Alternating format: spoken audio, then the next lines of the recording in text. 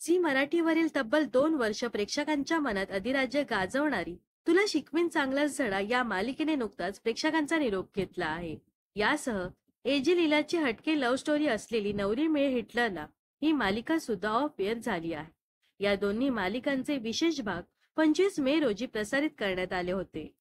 नवरी मिळे हिटलरला आणि तुला शिकवीन चांगलाच धडा या दोन मालिका ऑफ एअर झाल्या असल्या तरीही वाहिनीने प्रेक्षकांसाठी नव्या मालिकांची घोषणा केली आहे.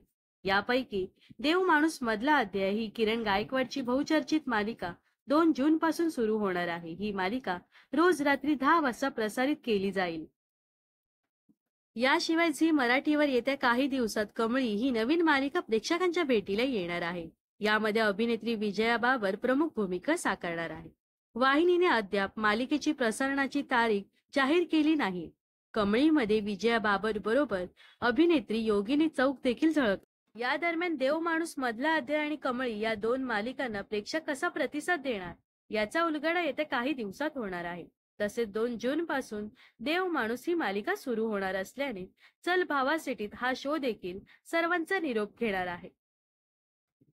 तर झी मराठीच्या या नव्या मालिका पाहण्यासाठी तुम्ही किती उत्सुक आहात ते नक्कीच कमेंट्स मध्ये सांगा. व अशाच मनोरंजन विश्वातील ताज्या घडामोडी जाणून घेण्यासाठी नक्कीच आपल्या चॅनलला सबस्क्राईब आणि फॉलो करायला विसरू नका.